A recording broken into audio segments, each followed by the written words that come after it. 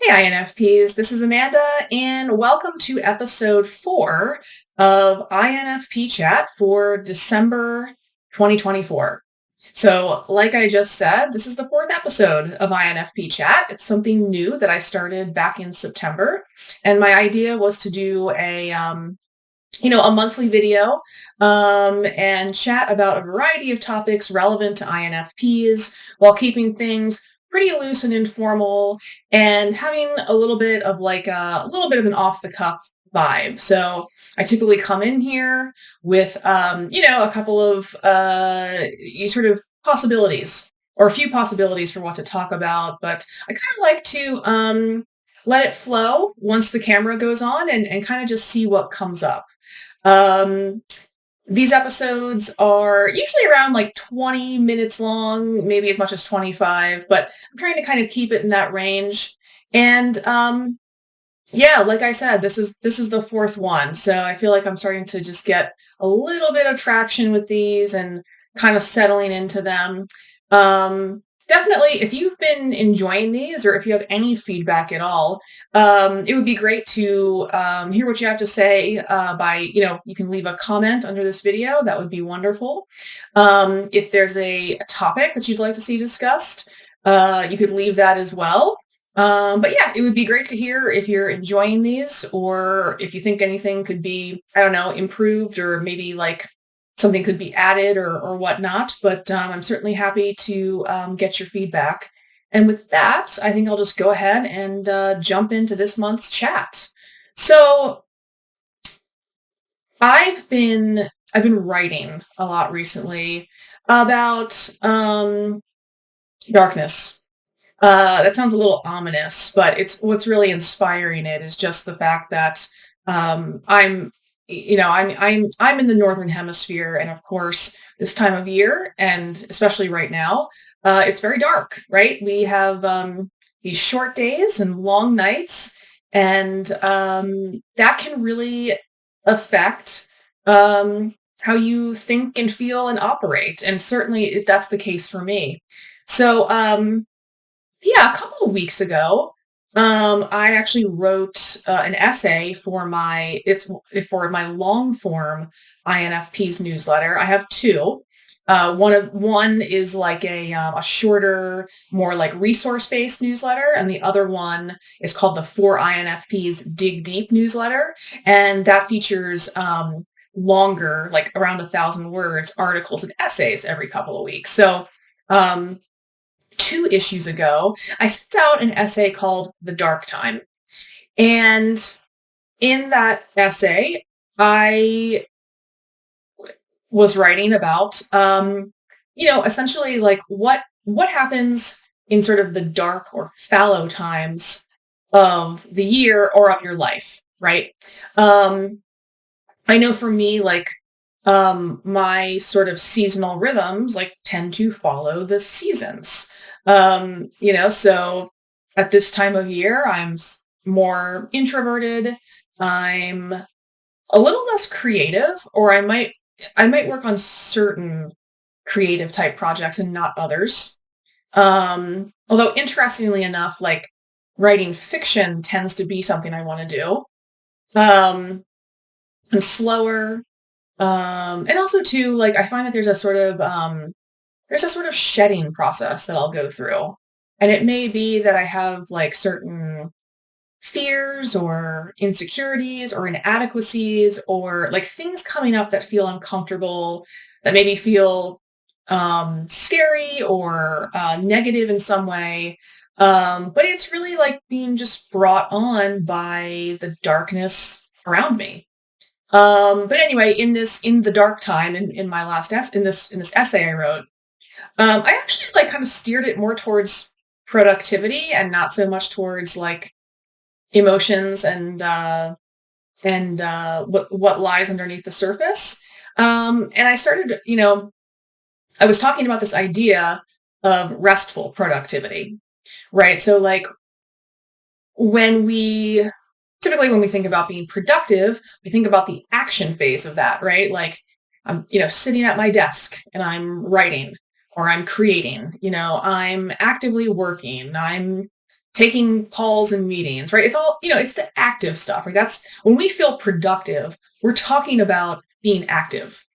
Um, but I was sort of writing about, and I was exploring this idea of what happens during your rest periods, because that's another thing about the dark, right? And let's like, I'll take it back to this time of year, when the days are short and the nights are long, you tend to want to like hunker down a little bit more, right? Like I know like sometimes like going out in the evening at like 7 p.m.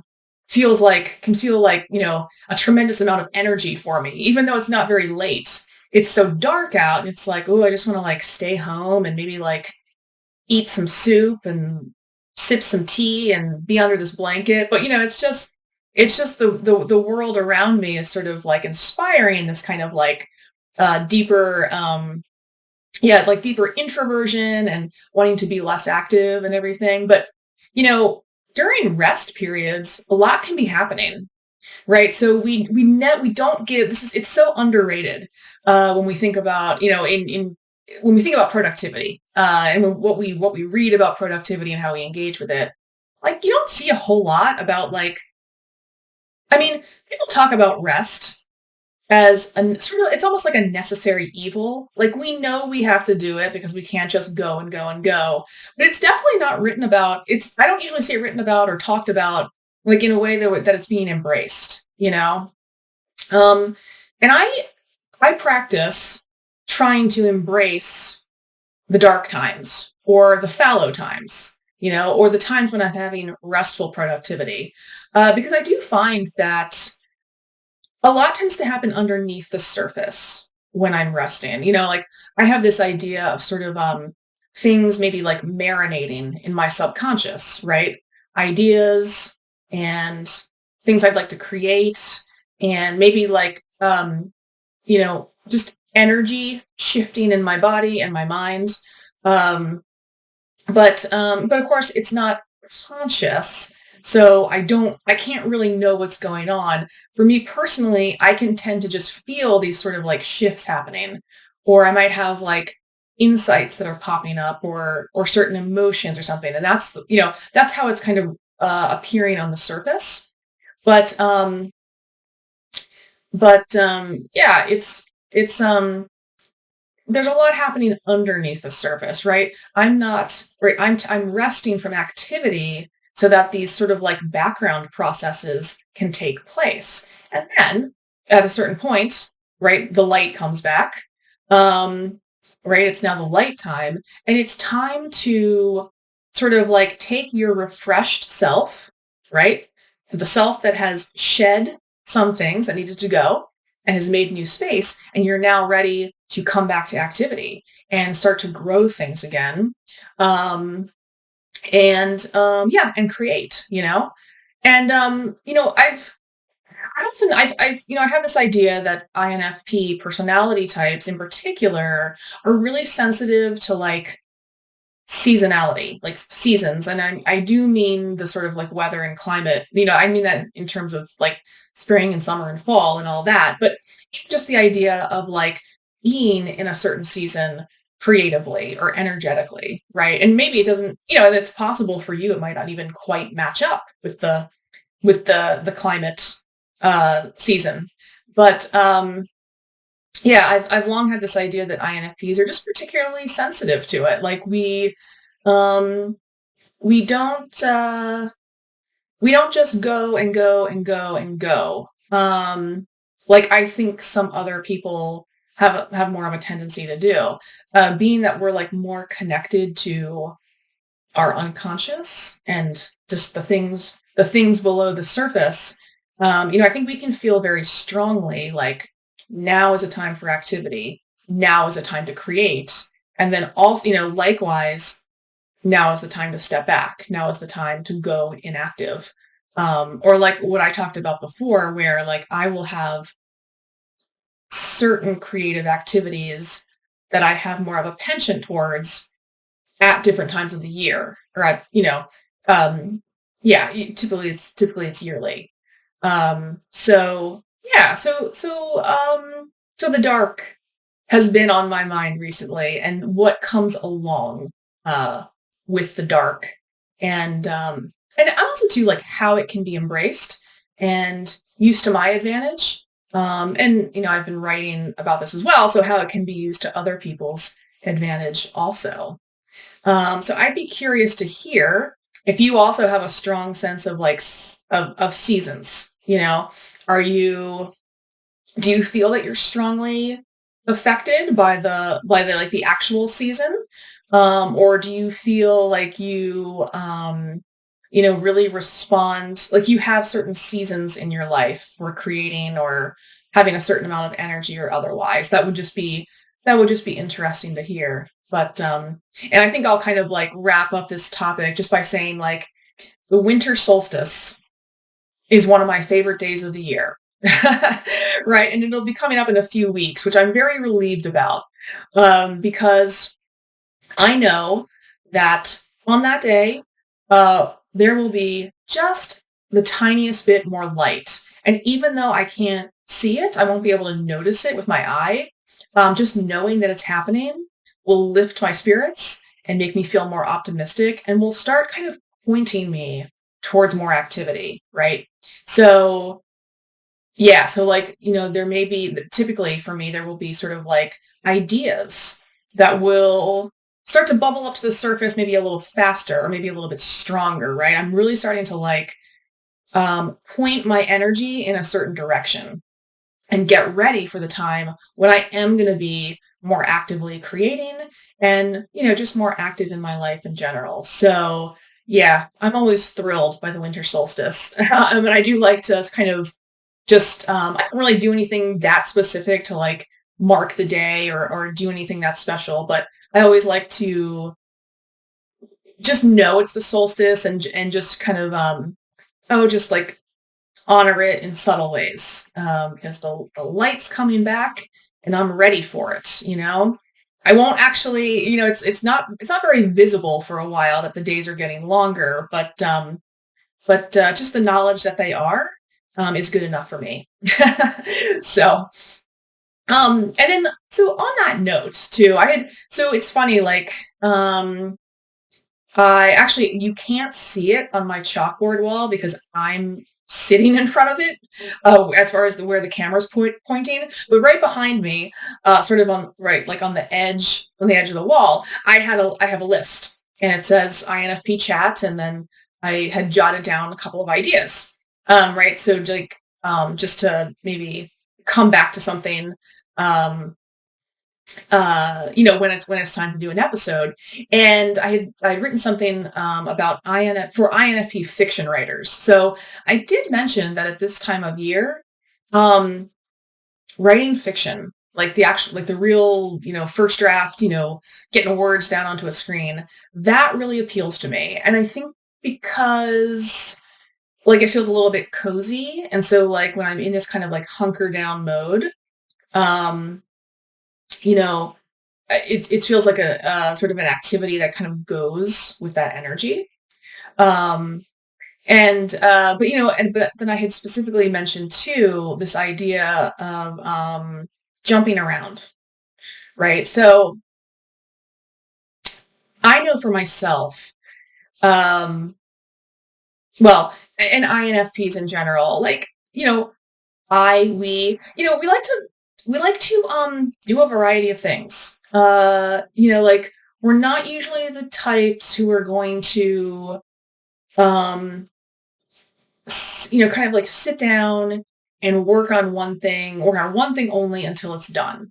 Like that tends to like drain our energy a bit. I know it does for me. I'd be really curious to hear if it doesn't do that for you, but um like, and I think the thing with writing fiction sometimes is there can be a message out there, especially if you're writing like a novel, like a long piece of fiction, that you are supposed to be working on that and that only until it's completed, right? Or until you have the first draft or whatever draft you're working on, but like one thing and one thing only. And actually, my advice or my suggestion to other INFP fiction writers is actually to have like a few things, sort of, at the forefront. so that you can actually, especially if you're working on like a novel, have like a couple of short stories that you're also working on, just so you can like, because like it'll give you a break. Like you can take a break by not taking a complete break, but by working on something else. Um, and I think that's important because it's not always a message you see all the time. But I actually think for INFP writers, it's important to like jump around a little bit when you're working on your fiction. Like when you're working on that novel and it's starting to really frustrate you for one reason or another, you're getting tired, you're getting a little bit bored, go write a short story or go write part of that short story or even work on a couple.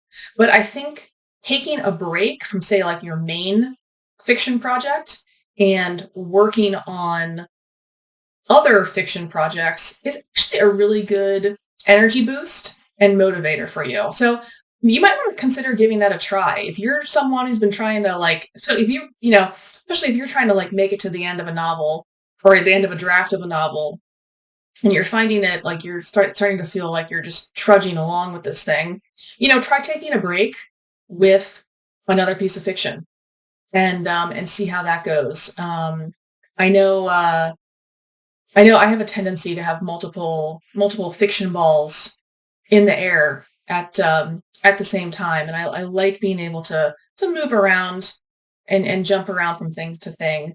Even if I do have like one, sort of one main project. But yeah, I think that's a really good way to take a break. So I thought I'd go ahead and just talk about that a little bit too, since this is sort of my season for really wanting to do fiction writing. Yeah, actually, and for the fiction writers out there, I'd be curious to know if you have a time of year that you feel especially drawn to like sitting down and getting the writing done. Um, yeah, that would just be interesting. But so I guess I've had lots of thoughts recently about this time of year and what that tends to bring for me and bring up. Um, and yeah, and maybe on that note, so this will be the last INFP chat for 2024. The next one will be in January, and we will be in the new year. And yeah, and I'm looking forward to to continuing along.